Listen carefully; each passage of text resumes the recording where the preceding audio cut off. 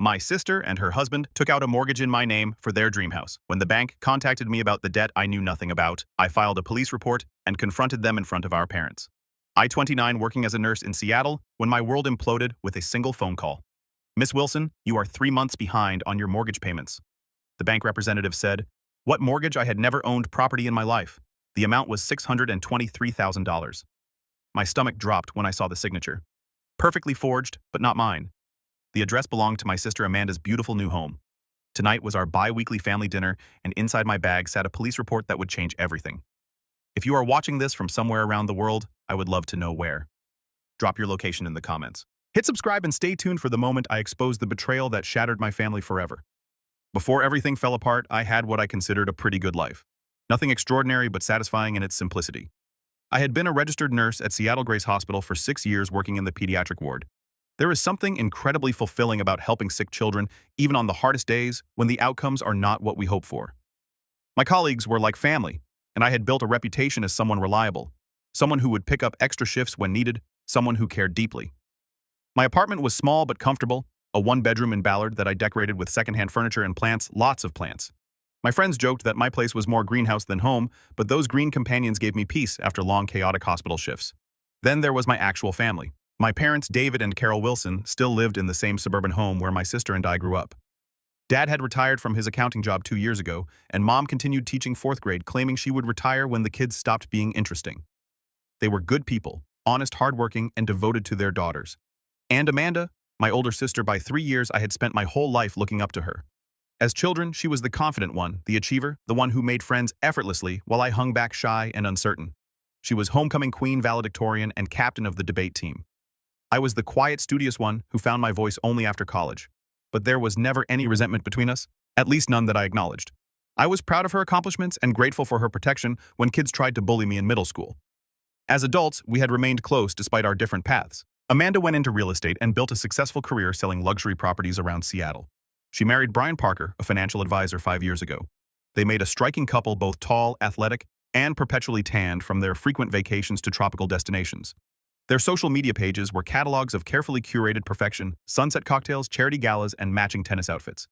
Meanwhile, I remained single, focused on my career and the occasional disastrous date that my coworkers insisted on setting up. Our lives could not have been more different, but we still met for coffee every few weeks, and our family gathered for dinner twice a month.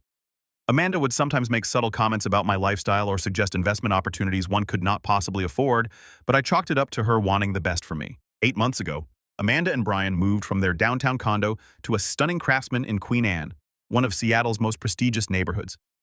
When they invited the family over for a housewarming, I remembered feeling a twinge of envy as I walked through the meticulously renovated rooms with their Viking appliances and sweeping views of the city in Puget Sound. Amanda had given me the grand tour, pointing out custom features and designer names I did not recognize. "Someday you will have this too, sis," she had said, squeezing my shoulder. "You just need to aim higher." The day everything changed started like any other Tuesday. I was halfway through my shift helping a 7-year-old boy named Tyler change his bandages after an appendectomy when my phone vibrated in my pocket.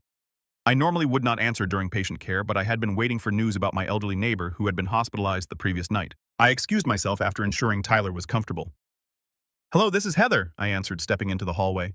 "Miss Wilson, this is Craig Donovan from Washington Mutual Bank. I am calling about your missed mortgage payments. We have sent several notices, and I am afraid if we do not resolve this soon, we will have to begin foreclosure proceedings." I felt a flutter of confusion. "I am sorry, there must be some mistake. I do not have a mortgage. I rent my apartment." The banker's voice took on a slightly condescending tone. "Miss Wilson, according to our records, you took out a mortgage for $623,000 in January for a property on Highland Drive. You made payments for the first 3 months, but we have not received anything since April." My mind raced. Highland Drive sounded familiar. Was not that Amanda's street? "This is a mistake," I insisted, my voice rising enough that a passing nurse gave me a concerned look. "I have never purchased property. My credit is not even good enough for a mortgage that size. I am a nurse, not a surgeon." There was a pause.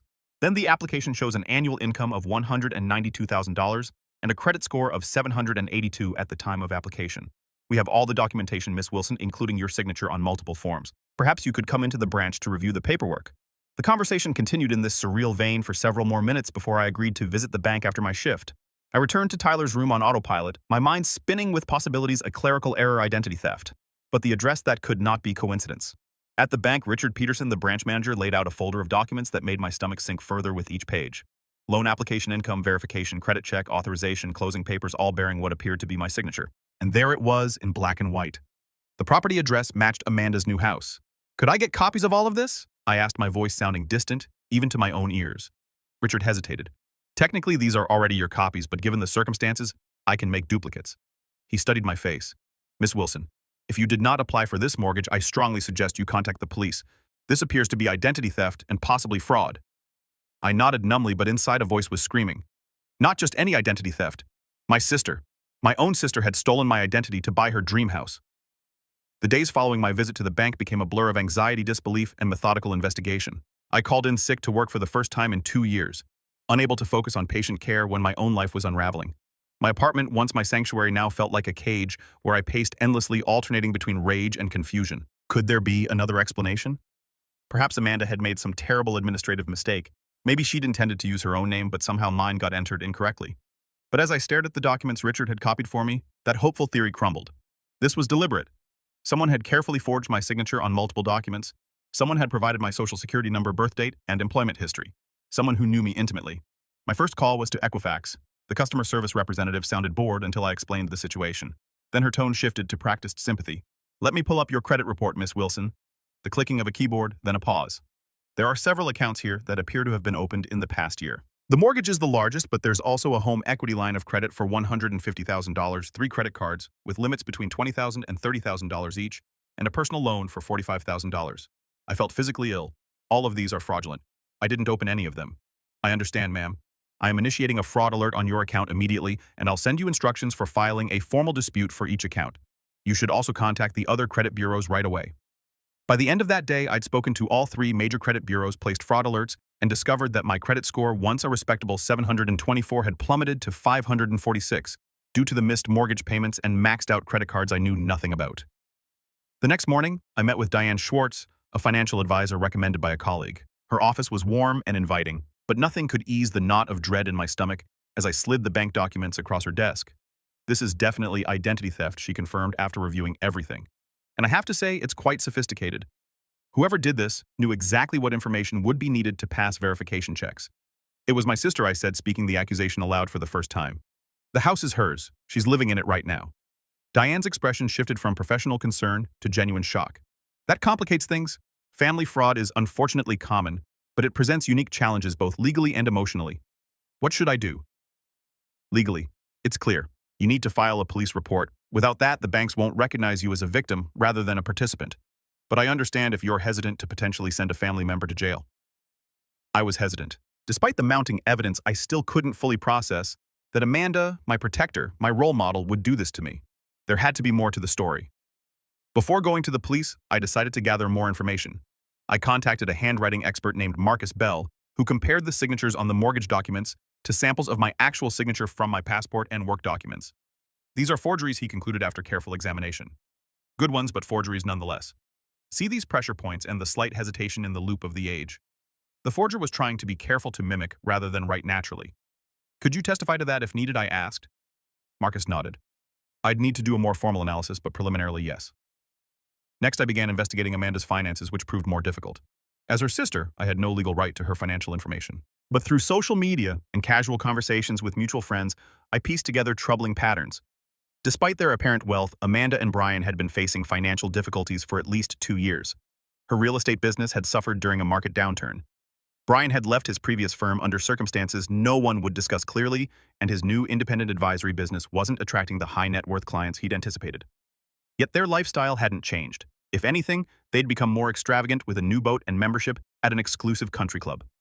The most damning evidence came from my friend Stephanie, who worked at a luxury car dealership where Amanda had purchased a new Mercedes. I probably shouldn't tell you this, Stephanie said over coffee, but when they ran her credit for financing, it was a mess. Brian ended up paying cash, but I overheard them arguing about it in the parking lot. He said something like, "We can't keep doing this." The house was risky enough. The house, my house. According to the bank, I also discovered multiple credit accounts opened in my name, all linked to online statements with the contact email being a slight variation of my actual address. Heather Wilson, 883@gmail.com, instead of my real Heather Wilson, 1993@gmail.com. Easy to miss in verification processes, but clearly deliberate. Every new piece of information felt like another weight on my chest, making it harder to breathe, harder to deny the truth. My sister, whom I trusted completely, had stolen my identity to finance a lifestyle she couldn't afford. She'd thrown me under the bus without hesitation, leaving me to deal with the financial and legal fallout when it all inevitably collapsed. After a week of investigation, I could no longer avoid the necessary step. With a heart that felt like lead, I drove to the Seattle Police Department's Financial Crimes Unit and asked to file a report for identity theft and fraud. The Seattle Police Department's Financial Crimes Office was nothing like the dramatic police stations from television shows. Instead, it occupied part of a nondescript municipal building with fluorescent lighting and outdated furniture. I sat in a hard plastic chair for nearly an hour before a detective could see me clutching a folder containing all the evidence I'd gathered. Heather Wilson, a woman in her 40s with short brown hair and tired eyes, approached. "I'm Detective Rachel Thompson. Sorry about the wait. Follow me." She led me to a small interview room with a table, 3 chairs, and absolutely nothing else except a wall-mounted camera in the corner. Detective Thompson noticed me eyeing it. "Standard procedure," she explained. "Helps protect both you and us. Now I understand you're here to report identity theft." "Yes," I said, my voice smaller than I intended. "By my sister." Something flickered in Detective Thompson's expression, surprise, maybe even sympathy, before her professional demeanor returned. "I see. That's unfortunately more common than you might think. Tell me everything from the beginning." For the next 2 hours, I walked her through the whole story. The bank called the mortgage, which I never applied for. The credit cards and loans, opened in my name. The house my sister was living in, purchased with my stolen identity. Detective Thompson took detailed notes, occasionally asking clarifying questions. She seemed particularly interested in the timeline and how Amanda might have obtained my personal information. "Do you share any financial accounts, safety deposit boxes? Has she ever lived with you as an adult?" "No to all of those, but we're close." Or, "I thought we were. She's been to my apartment countless times. My important documents are in a file cabinet in my home office, not locked." I felt foolish admitting this. I never thought I needed to protect myself from my own sister. Detective Thompson's expression softened slightly. "No one expects this from family. It's not your fault." After I finished my account, she leaned back in her chair. "Miss Wilson, I want to be clear about something. Filing this report means we will investigate fully. And if the evidence supports your claims, your sister could face serious criminal charges. Identity theft and mortgage fraud are felonies. She could go to prison. Are you prepared for that?" The question hit me like a physical blow. Was I prepared to be responsible for sending Amanda to prison, for destroying her life, her marriage, her career? I thought about our childhood, how she taught me to ride a bike, helped me with homework, stood up for me against bullies. I thought about our parents who would be devastated. But then I remembered my ruined credit score, the $623,000 debt in my name. The violation of trust so profound I could barely comprehend it. "Yes," I said finally. "I need to protect myself. If she faces consequences for what she did, that's her responsibility, not mine." Detective Thompson nodded. "I understand this is difficult. We'll handle the investigation with discretion, but I can't promise confidentiality, especially if charges are filed. These cases become public record." "I understand." She pushed a form across the table. "This is the official identity theft report. Read it carefully before signing." As I signed the report, my real signature, not the forged one on the mortgage documents, I felt a strange mix of relief and dread. The machinery of justice was now in motion, and I couldn't stop it even if I wanted to. Stephanie was waiting for me in the lobby. I'd asked her to come for moral support, knowing I'd need a friendly face after taking such a momentous step. "How did it go?" she asked, pulling me into a hug. "About as well as accusing your sister of felony fraud can go," I replied, attempting humor, but hearing the tremor in my voice. "You did the right thing, Heather. What she did was unforgivable." We went to a nearby coffee shop where Stephanie listened as I processed my swirling emotions. The detective said they'll begin investigating right away. They'll contact the bank subpoena records, maybe even interview Amanda. "How do you think she'll react?" I stared into my untouched latte. "She'll deny it at first. Amanda's always been good at lying when cornered. Then she'll try to justify it, somehow make it seem like she was doing me a favor or had every intention of paying everything back." "Do you think she did intend to pay it back?" "I mean, I considered this, maybe in some abstract way, but the practical reality, she and Brian were already missing payments. They never had a plan beyond using my identity to get what they wanted in the moment." 2 days later, Detective Thompson called with an update. "We've confirmed your suspicions, Miss Wilson. The mortgage application was submitted online using your personal information, but from an IP address traced to your sister's previous residence. We're also investigating her husband's potential involvement. Financial crimes like this are rarely committed by just one person in a household. Brian, I hadn't even considered his culpability until now, but of course he would have known. As a financial advisor, he might even have helped orchestrate the whole scheme." "There's more," Detective Thompson continued. "We've discovered evidence suggesting they were planning to declare bankruptcy in your name once the debts became unmanageable. There are searches from their home computer about bankruptcy laws and identity abandonment. The calculated nature of their betrayal stunned me. They hadn't just stolen my identity in a moment of desperation. They'd planned to utterly destroy my financial future while protecting their own. A week after filing the report, I received the official police documentation, a comprehensive dossier detailing the evidence against Amanda and Brian bank records, showing transfers from accounts in my name to their personal accounts, loan applications with forged signatures, credit card statements showing purchases at stores and restaurants I'd never visited in amounts I could never afford. Sitting at my kitchen table that evening, I read through each page, methodically highlighting the most damning sections. The police had done thorough work building an airtight case against my sister and brother-in-law. According to Detective Thompson, the district attorney was confident about pressing charges. Tomorrow was our bi-weekly family dinner. Amanda would be there, still believing her scheme was undiscovered. She didn't know that I'd received the foreclosure notice intended for homeowner Heather Wilson. She didn't know I'd spent weeks investigating her. She didn't know about the police report that now sat in a manila folder on my counter. As I prepared for bed, my phone chimed with a text from my mother. Looking forward to seeing my girls tomorrow. I'm making your favorite lasagna. Love you both. The casual normalcy of it broke something in me. I cried for the first time since this nightmare began, not just for myself, but for our parents, whose world was about to shatter. In the morning, I rehearsed what I would say, how I would remain calm and dignified. When I confronted Amanda, I wouldn't scream or name-call, though God knows she deserved it. I would simply present the evidence and let the truth speak for itself. As I was getting dressed for dinner, my phone rang. It was my mother. "Honey, you're still coming tonight, right? Your father's already opened a bottle of wine." "Yes, Mom. I'll be there at 6. "Good. Amanda's bringing that chocolate mousse cake you love from Dahlia Bakery. Isn't that thoughtful? My sister, the identity thief, buying me cake with credit cards fraudulently opened in my name. The absurdity of it almost made me laugh. Very thoughtful, I managed. "See you soon, Mom." I tucked the police report into my bag and headed out the door, steeling myself for the confrontation that would forever change our family. I spent nearly an hour deciding what to wear to the dinner, but somehow it felt important. I settled on a simple navy dress, professional and serious. Not my usual casual attire for family gatherings, but this was no ordinary dinner. I applied my makeup carefully, determined that Amanda would not see how much she had hurt me. I would not give her the satisfaction. As I drove to my parents' home in Bellevue, memories flooded back of happier family dinners. Mom's birthday last year, when Amanda and I had coordinated to surprise her with tickets to see Hamilton. Christmas 2 years ago, when Dad had gotten tipsy on eggnog and started singing carols in a sporadic voice until we were all crying with laughter. Countless Sunday dinners where we had shared stories, advice, and gentle teasing. Tonight would be the last of those dinners, at least in any form I recognize. After tonight, nothing would ever be the same. I parked a block away, needing a moment to compose myself before entering. As I walked toward the house, I spotted Amanda's white Range Rover in the driveway, the same Range Rover she had proudly shown off 3 months ago, claiming it was a reward she had given herself for closing a big property deal. Had that been a lie too? Was it purchased with fraudulent credit in my name? The familiar smell of my mother's lasagna greeted me as I approached the front door. For a second, I considered turning around, driving home, pretending I had fallen ill. I could confront Amanda privately, give her a chance to make things right without public humiliation. But then, I remembered the bankruptcy searches Detective Thompson had mentioned. Amanda and Brian had planned to leave me financially ruined while they walked away unscathed.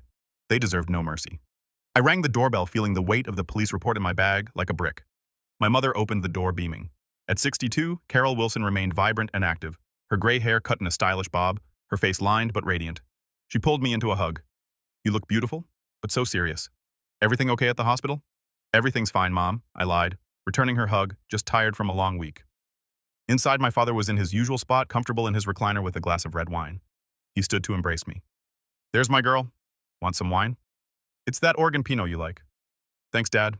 That would be nice." From the kitchen, I heard Amanda's laugh, bright and musical as always. She appeared in the doorway wearing an expensive-looking cream blouse and tailored pants, her blonde hair perfectly styled, her smile dazzling. "Heather, finally." I was telling Mom about this incredible patient success story I heard from Dr. Garner at the club. "You should talk to him about potential positions in his practice. The benefits are amazing." The audacity stunned me. Here she was, having stolen my identity, offering career advice as if she had my best interest at heart. I forced a smile. "I'm happy where I am. Thanks." If she noticed my coolness, she did not show it. Brian's out back helping Dad with the grill. Mom insisted on both lasagna and steaks tonight. We're going to be eating leftovers for days. My sister-in-law Jessica arrived next with my brother Mark and their 2 children. Jessica immediately commented on Amanda's house, having visited recently for a play date with the kids. "That sunroom is absolutely to die for, Amanda. The way the light comes in during the afternoon, perfect for plants. Heather, you should see it with all your green thumb knowledge. Your sister has turned it into this gorgeous reading nook." Amanda shot me a quick, almost imperceptible glance before jumping in. "Oh, we're still working on it. The renovation is taking forever." "Contractors. Am I right?" I bit my tongue. That sunroom, like the rest of the house, had been purchased with my stolen identity. Dinner proceeded with excruciating normalcy. Dad carved the steaks while Mom served generous portions of lasagna. Wine flowed freely. Mark talked about his new project at the architectural firm. The kids chatted about school and soccer. Amanda expertly deflected any questions about their finances, or the house always steering the conversation to someone else's affairs.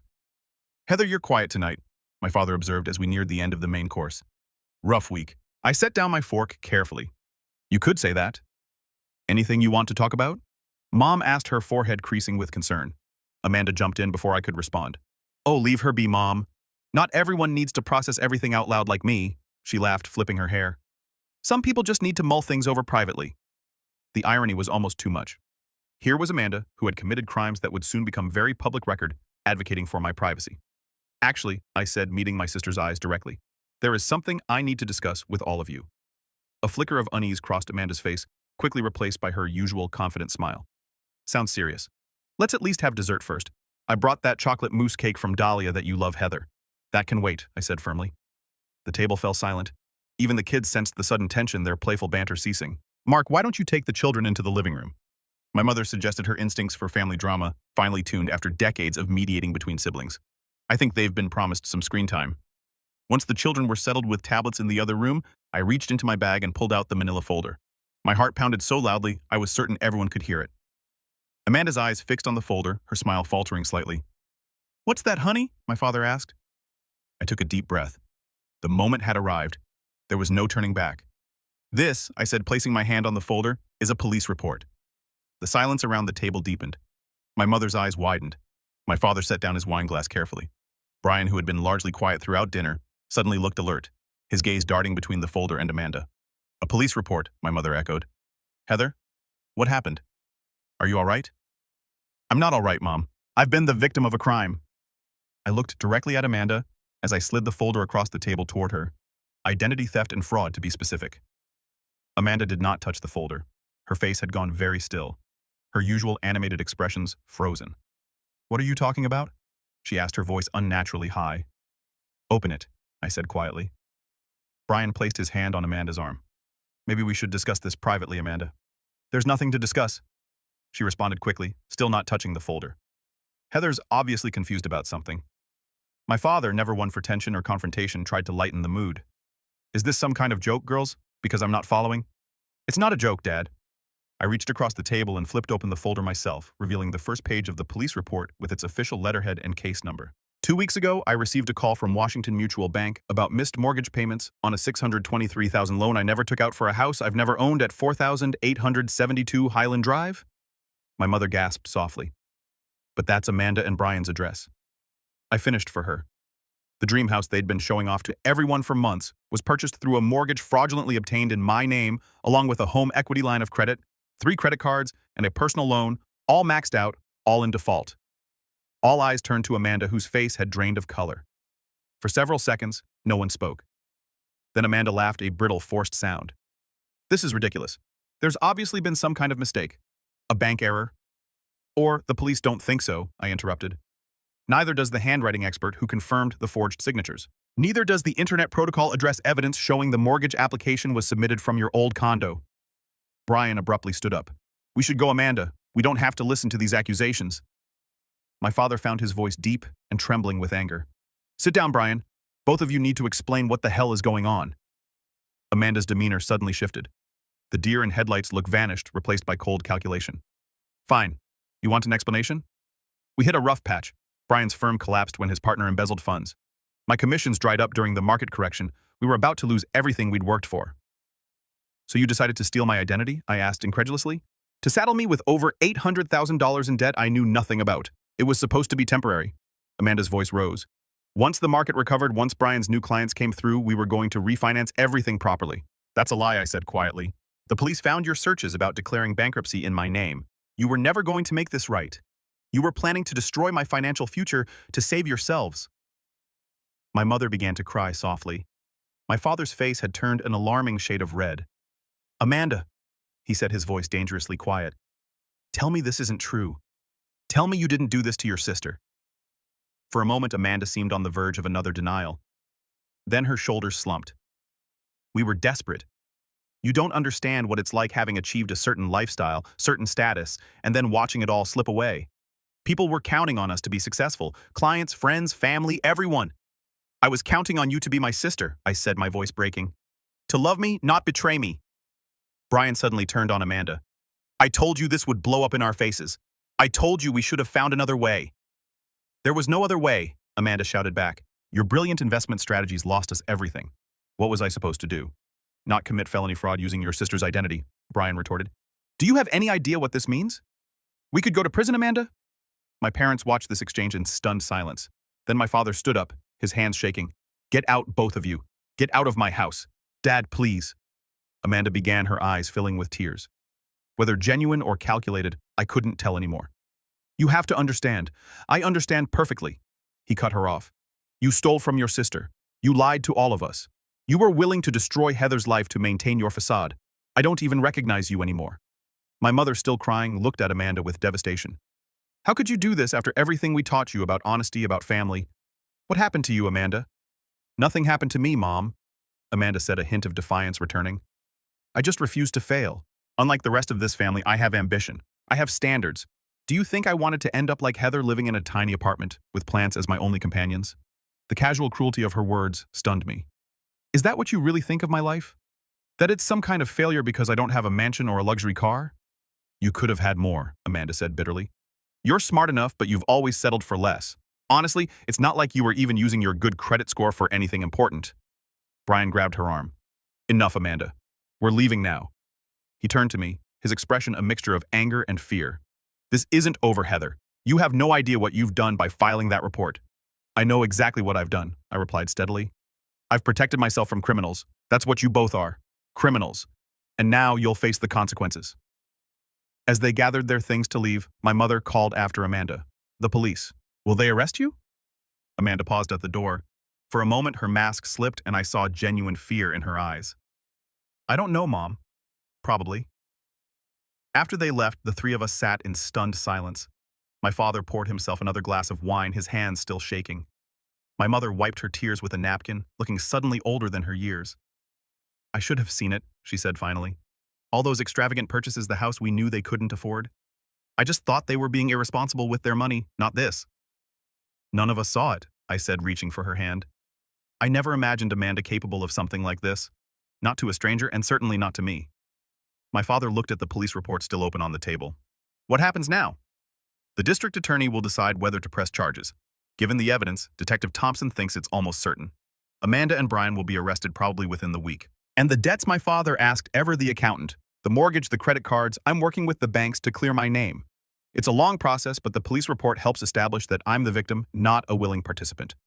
My credit is still destroyed, at least for now. We sat together for hours that night, processing the shock, the betrayal, the uncertain future. My brother Mark returned from putting his children to bed and we explained everything. His initial disbelief gave way to rage on my behalf. I'll testify against her if needed, he said fiercely. What she did to you is unforgivable. As I drove home that night, I felt hollowed out, as if something essential had been scooped from my chest. I had done what was necessary to protect myself, but there was no satisfaction in it, only grief for the sister I thought I knew, and the family that would never be the same. The immediate aftermath of that fateful dinner felt like scenes from someone else's life, a television drama I was somehow starring in without having auditioned for the role. 3 days after the confrontation, Detective Thompson called to inform me that arrest warrants had been issued for both Amanda and Brian.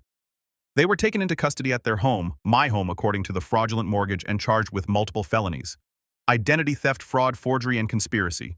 Their arrests made the local news. Prominent Seattle realtor and financial advisor charged in identity theft scheme read the headline.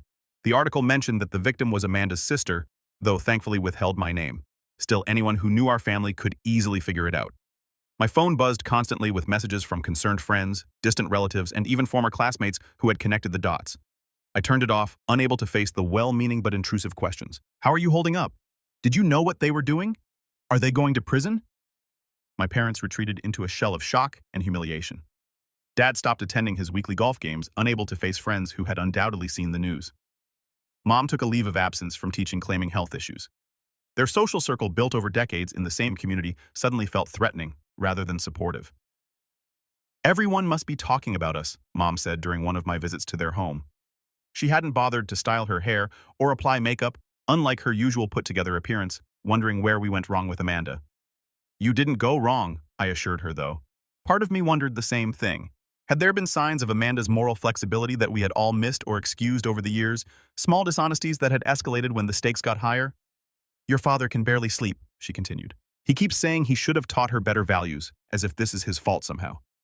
The pressure from my family to drop the charges began subtly at first, then grew more insistent as the reality of Amanda's situation became clearer. She and Brian had been released on bail but were required to surrender their passports. Their assets were frozen, including the house which the bank was now moving to reclaim. She made a terrible mistake, my mother pleaded over the phone one evening. But she's still your sister. Still, our daughter. Couldn't you ask the district attorney to reduce the charges? Maybe some kind of probation instead of prison. Mom, she stole my identity. She planned to declare bankruptcy in my name. Do you understand what that would have done to me? I wouldn't have been able to rent an apartment, get a car loan, maybe even keep my job if it required a security clearance. She was willing to destroy my life. I know, honey. What she did was inexcusable, but she has 2 young children. Think about your niece and nephew growing up without their mother. That was the hardest part. Harper and Ethan, 5 and 7, innocent in all this. I adored those children, had babysat them countless times, brought them special treats from my travels. Now they might lose their parents to incarceration because of my police report. My resolve wavered. Maybe I could talk to the district attorney about a plea deal. Maybe there was a way for Amanda to make restitution without serving time. It was Stephanie who helped me regain my perspective during a much-needed night out at a bar far from my usual haunts.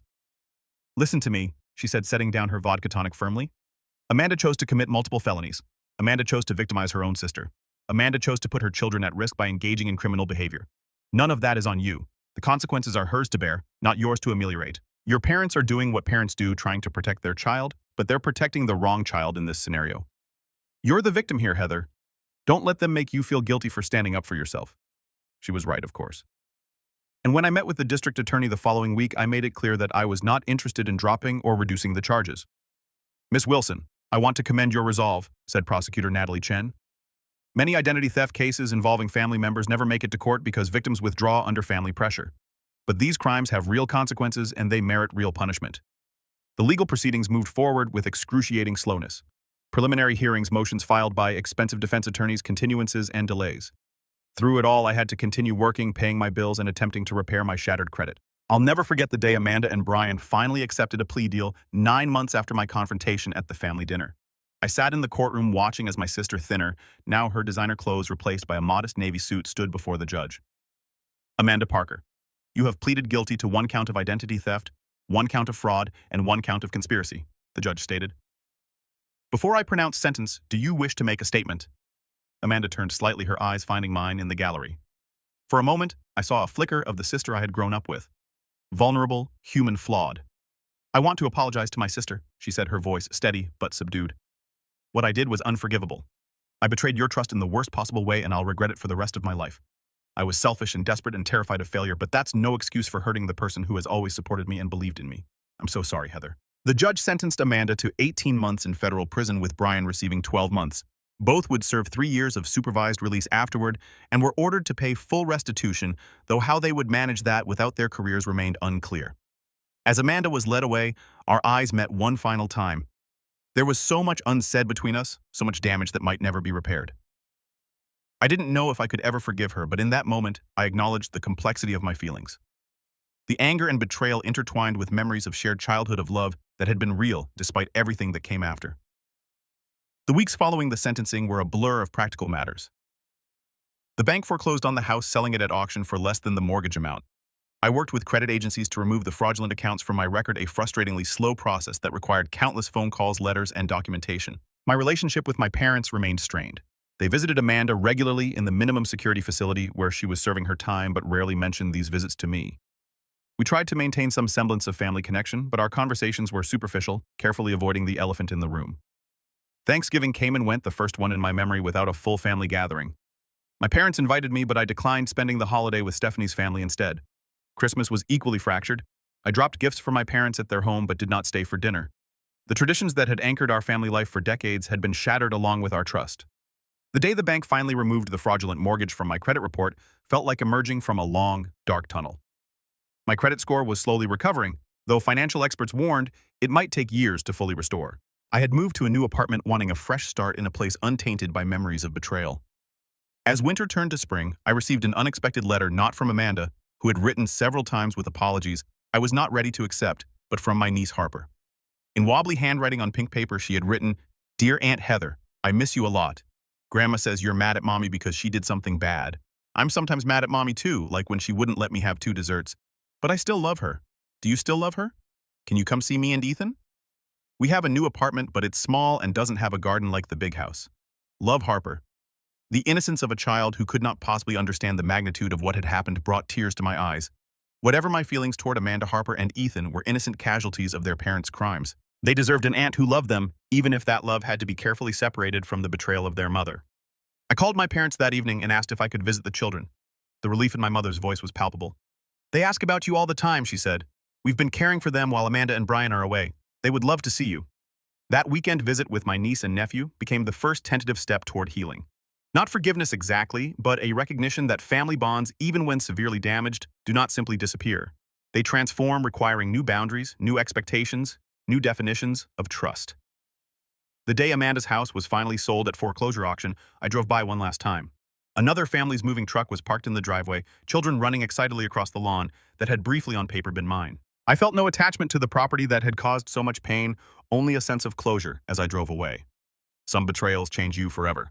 I would never again be the trusting, somewhat naive person I was before discovering my sister's fraud.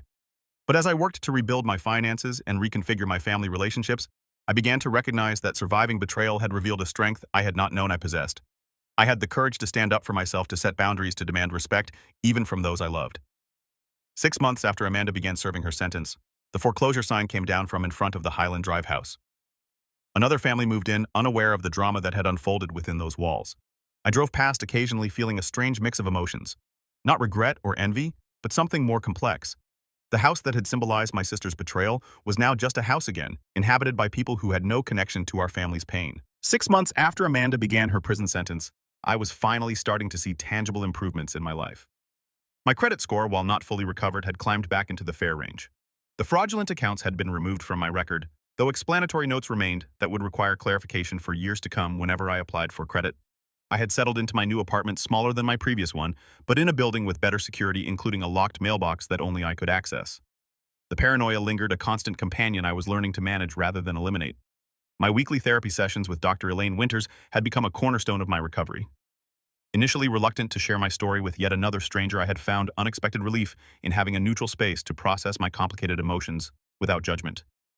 Family betrayal creates a unique kind of trauma, Dr. Winters had explained during one of our early sessions. The people we expect to protect us become the source of harm. It fundamentally challenges our ability to trust. Will I ever trust anyone again? I had asked, only half joking. You'll trust differently, she had replied. More carefully, more intentionally.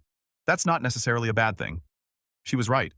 I had become more cautious about sharing personal information, more vigilant about reviewing financial statements, more selective about who I allowed into my inner circle. But I had not withdrawn from life entirely, which had been my fear in those dark early days. My relationship with my parents was slowly healing, though it would never return to what it had been. The strain of divided loyalties, their natural instinct to support Amanda despite her crimes, and my legitimate need for validation as the victim created an underlying tension that colored our interactions. But we were trying, all of us. Sunday dinners had resumed, though less frequently, and with a careful avoidance of certain topics. Your father and I visited Amanda yesterday, my mother mentioned during one such dinner, watching my face carefully for a reaction. How is she? I asked, surprised by my own genuine curiosity. Managing. Teaching an ESL class to other inmates. She asked about you. I nodded but offered no response. I still was not ready to visit Amanda, to face her across a prison table and hear more apologies that could not undo what she had done. Maybe someday, but not yet. My father, who had been mostly silent on the subject of Amanda for months, suddenly spoke up. She's different in there. Humbled, I think. I think she's finally understanding the magnitude of what she did to you. It was the first time he had so clearly acknowledged me as the victim, rather than focusing on Amanda's suffering. The validation, though long overdue, meant more than I could express. Thank you for saying that, Dad, I said quietly. The most unexpected support came from extended family who had seemed distant or judgmental in the immediate aftermath of the scandal. My cousin Rachel, whom I had never been particularly close to, reached out with a surprising revelation. I never told anyone in the family, she confided over coffee, but my college roommates stole my identity. Opened credit cards, ran up thousands in debt. I know something about what you've been through. What did you do? I asked. Pressed charges just like you. Lost friends who thought I was overreacting. Never regretted it for a minute. Finding this community of understanding other identity theft victims who truly comprehended the violation I had experienced became an important part of my healing. I joined an online support group and eventually began attending in-person meetings of a financial crime survivors network. There I met people from all walks of life whose stories echoed aspects of mine. The shock of discovery, the painstaking process of clearing their names, the broken relationships with those who could not understand why they would not just forgive and move on. In their company, I did not have to explain or justify my feelings. They already knew. Through this network, I connected with a nonprofit organization dedicated to helping identity theft victims navigate the complex process of recovery. After benefiting from their resources, I began volunteering using my own experience to guide others through the labyrinthine systems of credit bureaus, law enforcement, and financial institutions. "You have a gift for this, Margot," the organization's director told me, after observing one of my counseling sessions with a newly identified victim. "You're compassionate without sugarcoating the reality of what they're facing." This work gave purpose to my pain, transforming a devastating personal experience into knowledge that could help others. I could not undo what Amanda had done, but I could use it to make someone else's journey a little less lonely, a little more navigable. Moving to my new apartment had been a practical necessity. The lease on my old place had ended, and I needed something I could afford on a budget strained by legal fees and credit counseling costs. But it became a symbolic fresh start as well. I filled it with plants as always, but also with new furniture that held no memories of my pre-betrayal life. I installed a small home office with a locking file cabinet for important documents, not because I expected another family member to steal my identity, but because the experience had taught me the value of prudent protection. When Amanda had been incarcerated for nearly a year, I received a letter that stood out from her previous attempts at communication. Unlike her earlier apologies, which had focused on her remorse and suffering, this one acknowledged the specific harms she had caused me. "I've been working with a therapist here," she wrote. "She's helping me understand that true accountability means recognizing not just that I did something wrong, but exactly how my actions hurt you. I stole more than your identity, Heather. I stole your sense of security, your trust in family, your belief in my love for you. I can't undo that harm, but I want you to know that I see it clearly now. I'm not asking for forgiveness. I'm not even asking for a response. I just want you to know that I understand what I destroyed, and I will live with that knowledge for the rest of my life." I did not respond immediately, but I kept the letter, rereading it periodically as I processed my feelings. The acknowledgement of specific harms felt different from her earlier blanket apologies. More genuine, more complete, more aware. Around this time, I made a decision that surprised even me. Using some of the restitution money that had finally begun arriving from Amanda and Brian's seized assets, I put a deposit on a small house with a generous yard, perfect for an expanded garden. The irony was not lost on me. My sister's crime had ultimately led to me achieving the home ownership she had fraudulently claimed in my name. The day I signed the legitimate mortgage papers, a moment that should have been purely joyful, I experienced an unexpected wave of emotion. Sitting in the loan officer's office reviewing documents remarkably similar to those that had been forged in my name, I felt a strange closing of a circle. "Is everything all right, Miss Wilson?" the loan officer asked, noticing my hesitation. "Yes," I said, signing my actual name to a loan I had chosen for a house I could afford. "Everything is fine. Better than fine, actually." Taking ownership of my new home became a powerful act of reclamation. I painted the walls colors I loved, planted a vegetable garden in the backyard, and invited friends for a housewarming party. My first real celebration since before the identity theft discovery. Stephanie brought champagne and a doormat that read, "Not today, identity thieves." Dark humor that made me laugh despite myself. My parents came too, bringing a houseplant and awkward good wishes. They were trying in their way to support this new chapter while still maintaining their relationship with Amanda. "It's a lovely home, Heather," my mother said, hugging me tightly. "We're so proud of you." "For buying a house," I asked. "For everything," my father clarified. "For how you've handled all of this with dignity and strength." It was not complete healing. That would take years more if it ever fully arrived. But it was acknowledgement, and that mattered. 2 weeks after my housewarming, I did something I had been considering for months. I drove to the Federal Correctional Institution where Amanda was serving her sentence and added my name to her visitors list. I was not ready to see her yet, but I wanted the option available when and if that day came. As I continue rebuilding my life, I have come to understand that healing is not a destination, but a process. Some days I feel strong and forward-looking. Others, the betrayal feels fresh and raw. I have learned to accept both realities as part of my journey. What happened between my sister and me is a story with no neat ending, no perfect resolution. Family bonds, once broken by betrayal, can never be completely restored to their original form. But they can transform into something new, something more honest perhaps, with clearly established boundaries and carefully rebuilt trust. I do not know if Amanda and I will ever reclaim anything resembling our former closeness. I do not know if I will ever fully trust her again. But I know that I have survived the worst betrayal I could imagine, and I have emerged stronger, wiser, and more self-reliant than before. If there is a lesson in all of this, it is that trust should be treated as the precious resource it is, given carefully, guarded appropriately, and withdrawn when necessary for self-protection. Love and trust are not the same thing, a distinction I never fully understood until now. I can love my sister while acknowledging that she violated my trust in ways that may never be fully repaired. This experience has taught me that family loyalty has limits and should have limits. That standing up for yourself even against those you love is not selfish but necessary. That forgiveness, if it comes, must follow accountability, not replace it. I am still writing my story, still finding my way forward. But I know this much. I refuse to be a victim in silence. I refuse to sacrifice my financial future to protect someone who had not protected me. I refuse to accept betrayal as the price of family peace. And in those refusals, I found my strength. What about you? Have you ever experienced betrayal from someone you trusted completely? How did you handle it? And what boundaries did you establish afterward? I would love to hear your stories in the comments below. If this account has helped you feel less alone in your own experience of family betrayal, please consider giving it a like and subscribing to my channel for more real-life stories of resilience and recovery. Share with someone who might be struggling with similar issues. Sometimes knowing others have walked the same difficult path can make all the difference. Thank you for listening to my story, and remember, protecting yourself is not selfish. It is necessary for survival and eventual healing.